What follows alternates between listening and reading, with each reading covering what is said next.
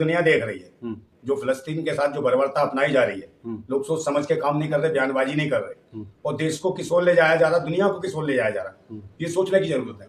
अगर इस प्रकार से तानाशाही चलती रही और जो विकसित देश हैं वो भी अगर किसी गरीब या कमजोर व्यक्ति के साथ खड़े नहीं होते तो एक दिन ऐसा आएगा कि विश्व युद्ध जैसी स्थितियां पैदा हो जाएंगी। और ये मुझे लगता है फिलिस्तीन का जो मैटर है, कहीं ये विश्व युद्ध ना हो जाए, ऐसी स्थिति क्रिएट हो जाए। आज हम पूरी दुनिया में देख रहे हैं कि जिस प्रकार का धर्म, मजहब और ऐसी चीजों को लेके जो पूरी दुनिया में आतंकवाद सा मचा हुआ है, इससे बचने की जरूरत है। इंसानियत को बचाने की जरूरत है, मानवता को बचाने की जरूरत है। आज लोगों को धर्म, मजहब और जात पात के नाम पर, चाहे देश में हो, हमारे भारत में हो या पूरी दुनिया में, चाहे फिलिस्तीन हो, इजराइल हो, आप देख रहे हो जिस प्रकार से फिलिस्तीन की भूमि जो है पिछले टाइम से इस इजराइल ने जो कब्जा किया है। आप किसी के घर के कब्जा लोगे, कितने कब्जा होगे घर? जब किसी का एक भी घर नहीं छोड़ोगे तो कहीं ना कहीं तो विरोध करेगा। अब वो विरोध कर रहा है तो उसके परिवार के लोगों को आप निर्वस्त करके मार रहे हो, उनकी बहन बेटियों की अस्पताएं और इज्जतें लूट रहे हो। तो ये कहाँ की इंसानियत है, कहाँ की मानवता है? मुझे लगता है जितने भी पूरी दुनिया के जो विकसित देश हैं उन्हें फिलिस्तीन के साथ खड़ा होना चाहिए और कमजोर का साथ देना चाहिए जिसके साथ अन्याय हो रहा है। लेकिन फिलिस्तीन के लोगों को तो लोग आतंकवादी बता रहे हैं ना, उन्होंने हमला करा इसराइल पे। भाई हमला क्यों नहीं, कोई आदमी अपने बचाव में तो कुछ तो करेगा डिफेंस में। किसी की बहन बेटियों की इज्जत टूटेगी तो बोलेगा नहीं क्या? किसी के घर मकान तोड़े जाएंगे तो बच्चे क्या चिल्लाएगा नहीं क्या? किसी की जगह पे कब्जे किए जाएंगे तो कुछ कहेगा नहीं क्या? तो ये अपनी अपनी चीज को बचाने के लिए अगर आदमी चिल्ला रहा है, एक हद तक बहुत सारा कुछ जो इजराइल ने जो कब्जा कर लिया फिलिस्तीन के ऊपर, आप देख रहे हो कुछ वर्ष पहले कितना बड़ा था फिलिस्तीन और धीरे धीरे समझता जा रहा हो। आज स्थिति ये हो गई है, कहाँ सूरज की तरह दिखता था फिलिस्तीन, आज वो चांद तारों की तरह दिखाई देने लगा। टिमटिमा रहा, ये लग रहा है कि कब फिलिस्तीन खत्म हो जाएगा दुनिया के नक्शे से। ये स्थितियां हो गई हैं। लेकिन सुपर पावर है इसराइल, जो खुद को सुपर पावर कहता था, और हमास ने एक हमले में उसे हिला के रख दिया। उसका कोई सुपर नहीं है, कोई कुछ नहीं है, समझे नहीं? ये सब अहंकार है, तानाशाही है, और तानाशाही लोग ज्यादा दिन तक नहीं टिकते हैं, ये भी नष्ट हो जाएंगे। इजराइल नहीं, इजराइल इस्माइल करता रहे तो इस्माइल की नाजायज संतान है ये, समझे? जो फिलिस्तीन पर बार बार हमला कर रहे हैं, फिलिस्तीन के लोगों को तंग कर रहे हैं, ये तो बर्बरता है। और इस बर्बरता का कोई साथ देता है या उसका समर्थन करता है तो इंसानियत के लिए बहुत बड़ी खतरे की घंटी है। और कहीं ना कहीं विश्व युद्ध जैसी स्थितियां इस दुनिया में होने वाली हैं, जिस विश्व युद्ध से बचने की जरूरत है। आज लोगों को जरूरत है शिक्षा की, स्वास्थ्य की, रोजगार की, सुरक्षा की, विज्ञान की, ज्ञान की, लोगों को इंसानियत को बचाने की। मगर यहाँ धर्म, मजहब या इसको टारगेट करके पूरी दुनिया में एक आतंकवाद सा मचा रखा है कुछ लोगों ने ऐसी बर्बरता अपना रखी, खुद उग्रवादी है, खुद देशद्रोही है ऐसे लोग, ऐसी मानसिकता। लेकिन दुनिया के बहुत सारे देश जो फिलिस्तीन के हक की आवाज को बता रहे हैं कि वो आतंकवादी हमला किया है उसने। खुद भारत के प्रधानमंत्री ने ऐसी बात कही है। जिस तरीके से पुराने प्रधानमंत्रियों की विचारधारा रही है भारत के, लेकिन उसको प्रधानमंत्री नरेंद्र मोदी ने एक तरह से विपरीत स्थिति में लेके गए। मेरी बात सुनिए, हमारे देश का प्रधानमंत्री की तो बात ना करो तो अच्छा।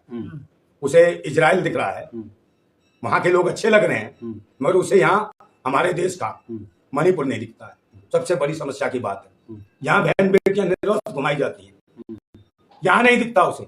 यहाँ नेट बंद कर दिया जाता है, नेट सेवाएं बंद कर दी जाती है। आज चाहे फिलिस्तीन में, इजराइल में कुछ भी हो रहा हो, अगर आज की डेट में हम फिलिस्तीन में फोन मिलाएं, इजराइल में फोन मिलाएं, तुरंत लग जाएगा। मगर हमारे भारत के अंदर अगर हम मणिपुर में फोन लगाएंगे तो नहीं लगेगा।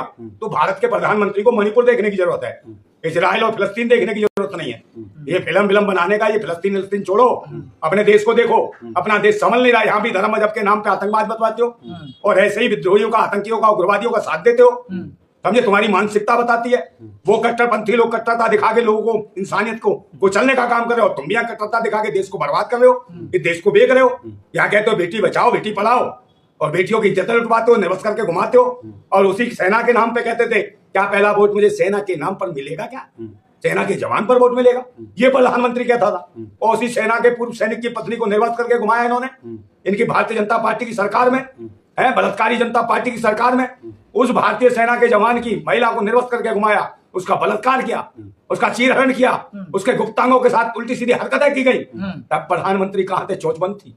वहां टूट तक नहीं होता, हाथ टूट जाते हैं। और कंगना राणावत का अगर छज्जा हिल जाए तो लगता है जैसे प्रधानमंत्री का दिल हिल गया। कंगना राणावत का आपने नाम लिया, वो भी फिलिस्तीन के मुखालिफ खड़ी है और इसराइल का समर्थन कर रही है। अरे भाई, जो जैसी मानसिकता हुई वैसे ही तो काम करेगी। मैंने कहा नहीं, ये वो लोग हैं जो लफंगे हैं, लुच्चे हैं, टुच्चे हैं। इनकी हरकतें देखो, समझे? ये देश के हमारी महामहिम राष्ट्रपति को नहीं बुला सकते देश के संसद का उद्घाटन करने, क्योंकि ये सोचते हैं कि मानसिकता वैसी है। मैंने कट्टरता, समझे? भारत के संविधान को खत्म करके मनुस्मृति लागू करना चाहते हैं और वैसी मानसिकता है इनकी। इसलिए उन्होंने देश की महामहिम राष्ट्रपति को उद्घाटन करने के लिए नहीं बुलाया संसद भवन का। कह दिया कि वो काली है, काली दिखती है। बेवा है, नहीं, ऐसा छोटी नहीं कहा। जाति के। मेरी बात सुन लो, नहीं, नहीं, गलत, ऐसा नहीं मेरी कहा। मानसिकता इनकी ऐसी है। मानसिकता आप मुझे बताओ, कैसे? मानसिकता कट्टरता की नहीं है?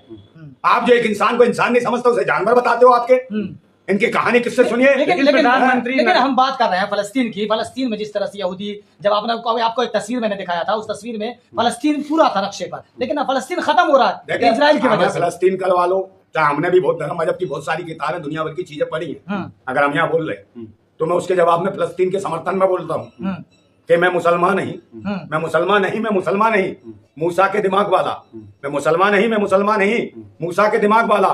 मैं मुसलमान हूँ, मैं मुसलमान हूँ, मोहम्मद के ईमान वाला। मोहम्मद के ईमान की तरह बनो। जो ईमानदार है, सच्चा है, वही ईमान वाला है, वरना सब बेईमान है। अगर इंसानियत के लिए कोई लड़ नहीं रहा तो ईमान वाला नहीं है, वो कमीना है, वो नालायक है, निकम्मा है, नौटंकीबाज है, धोखेबाज है, गद्दार है। यही स्थिति हमारे देश के अंदर, हमारे देश के प्रधानमंत्री की। तो फलस्तीन धर्म की बात करके अधर्म मचा दिया पूरे देश के अंदर, बहन बेटियों को निर्वस्त्र घुमा दिया, समझे? हमारे आरक्षण नीति देश की बर्बाद कर दी, हमारे संविधान को नष्ट करने पर तुले हुए हैं। तो ऐसे लोग फिलिस्तीन के विरोध में ही तो जाएंगे। तो फलस्तीनी के लोग कह रहे हैं कि हम जुल्म के खिलाफ लड़ रहे हैं, मुझ पे जुल्म हो रहा है बरसों से। देखिए, जुल्म होगा वो तो चिल्लाएगा, कोई भी गरीब आदमी कब तक सुनेगा? चींटी भी एक दबती है भाई, तो वो भी काटती है। तो आप उसको उग्रवाद कह दोगे, चींटी ने उग्रवाद कर दिया, आप उसको बैठ रहे हो, तो दबेगी तो काटेगी नहीं है। तो ये वक्त ऐसा है फिलिस्तीन के साथ, अगर उसको दबाया जाएगा तो काटेगी, काटेगी, उसको कह दो उग्रवाद है। यही भारत के अंदर है कि धर्म मजहब के नाम पे मॉब लिंचिंग होती है, और कोई बचाव में, अगर अपना पक्ष में बचाव में हमला कर दे और मारा जाए तो कहते हैं कि इन्होंने उग्रवाद मचा दिया। आप किस तरीके से देखते हैं इस पूरे मसले को, जो पूरा युद्ध सच छिड़ गया, कह रहे हैं कि वर्ल्ड वार टाइप का माहौल बन गया है, आधे देश इधर हैं, आधे देश उधर हैं। आप क्या समझते हैं, इससे कुछ हल निकलेगा? इससे कुछ नहीं होगा, ये कुछ नहीं है। ये देश की, दुनिया की आबादी को खत्म करना चाहते हैं बहुत हद तक। ये भारत के प्रधानमंत्री ने भी सोचा कोरोना काल में, जो कोरोना जैसी कोई महामारी नहीं थी, इस देश के अंदर गधे, घोड़े, बिल्लियां, कुत्ते सब मुंह में, किसी को कोरोना नहीं खाया, पर इंसानों को डरा दिया। टीवी, मेन स्ट्रीम मीडिया वालों, भूतनी को तुम्हारी माँ की जिंदाबाद है, इन्होंने डरा दिया। 60% लोग दहशत से मर गए, समझे? विभिन्न प्रकार की बीमारियां थी, उन्हें समय पर दवा नहीं मिली। किसी को टीबी थी, किसी को जुकाम था, किसी को खांसी थी, किसी को दवा था। जो रेगुलर दवाइयां खाते थे वो दवाइयां नहीं मिली, उन्होंने घर में पैक कर दिया। वो दवाइयां ना मिलने की वजह से वो लोग मारे गए, और उसको कह दिया कोरोना से मर गए। आपने दवा नहीं लेने दी, जिसके साथ जो बीमारियां चल रही थी, और लोगों की हत्याएं कर दी।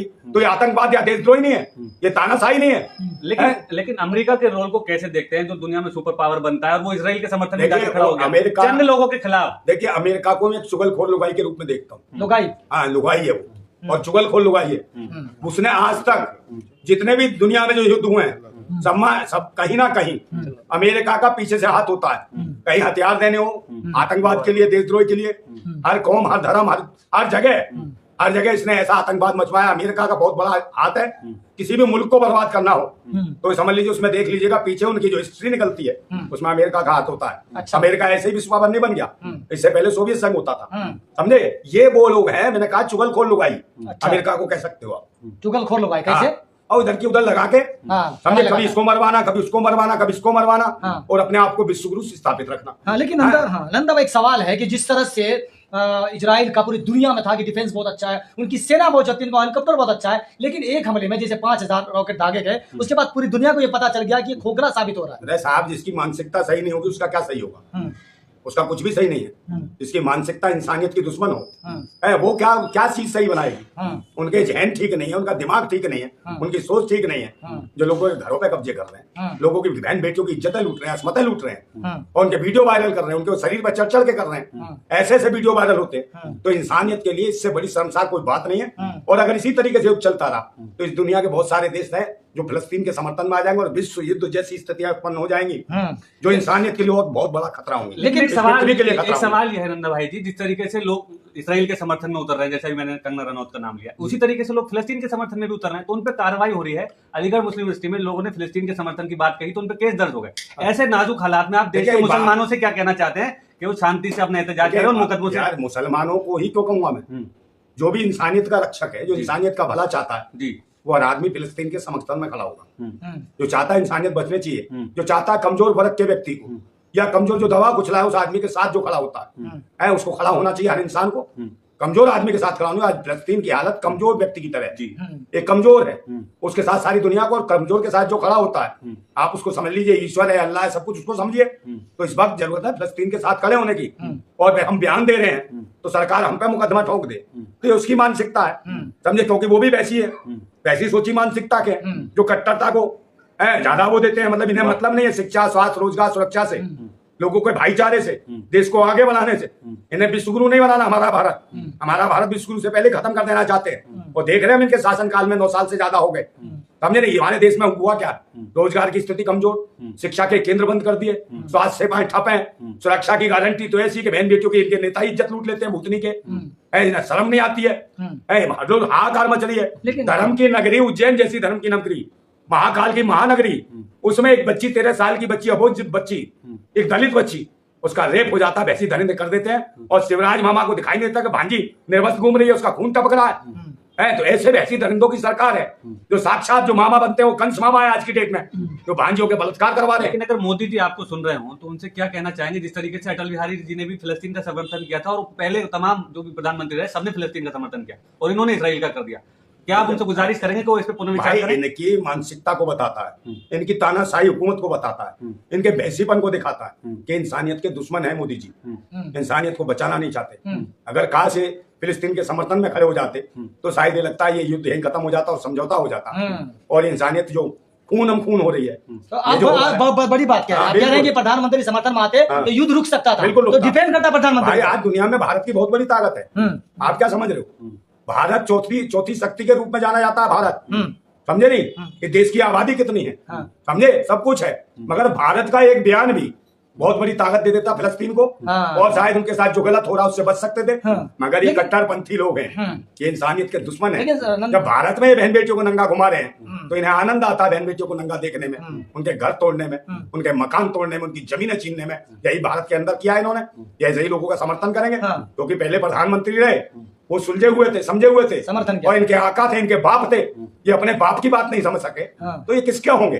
समझे, ये अपनी पार्टी के नेताओं की बात नहीं समझ सके कि हमारे लिए क्या अच्छा है। कल हमारे देश के ऊपर कोई युद्ध करे, दुनिया करे, हमारे समर्थन में ना खड़ा हो कल, फिर कैसा लगेगा? लेकिन नंदा भाई सवाल ये है कि जब युद्ध में कोई घायल होता है तो उनको इलाज कराता है, चाहे जो जिस देश में होता है। लेकिन जैसी तस्वीरें आ रही है गाजा पट्टी से, कहा जा रहा है कि अस्पताल पर इजराइल बम गिरा रहा है, बच्चे मारे जा रहे हैं, दुनिया ये खबर देख रही है। वैसीपन है। हमारे देश में क्या हुआ? अब इजराइल से वहीं की आ रहा हूँ, यहीं पे फिलिस्तीन पे कोरोना काल में क्या हुआ? डॉक्टर कपिल खान, समझे, कोरोना काल में बेचारा मदद कर रहा था गरीब बच्चों की, समझो, उनकी जो कोरोना से पीड़ित थे उन्हें ऑक्सीजन देने का काम कर रहा था। तो स्थिति वैसी मानसिकता है इजराइल की भी, जैसी इनकी प्रधानमंत्री की है, ऐसे ही योगी जी की है। उन्होंने क्या करा? राष्ट्रद्रोह का मुकदमा लगाया किस पे? डॉक्टर कपिल खान पे, और भेज दिया जेल। तो ये वो लोग हैं जो आदमी देश की सेवा करना चाहता है, जो अच्छे काम करता है, उसको जेल भेजने का काम करते हैं, उसमें प्रतिबंध लगाते हैं। जो राष्ट्र हित में काम करता है और उसे राष्ट्रद्रोह का मुकदमा करा, एनएसए का मुकदमा कर दिया डॉक्टर कपिल खान पे, जिसके लिए मुझे आज भी दुख है। समझे नहीं, उन्हें न्याय मिलना चाहिए कपिल खान को। लेकिन सवाल ये है कि जिसे फलस्तीन अपने वजूद की लड़ाई लड़ रहा है, उनकी खोई हुई जमीन को वापस चाहता है, लेकिन पूरी दुनिया, इंडियन मीडिया समेत पूरी दुनिया जो फलस्तीन के लोग हैं उनको आतंकवादी कह रहे हैं। क्योंकि यूरोपियन मीडिया, जो यूरोपियन लोग जो है, जो समर्थन करते हैं इजराइल का, उनको आतंकी संगठन कहते हैं। हालांकि वहां की जनता जो उनको जिताती है। अरे भाई मेरी बात सुन लो, तुम आतंकवादी बता रहे हो फिलिस्तीन को, हम नहीं बता रहे हो, क्यों बता रहे हो?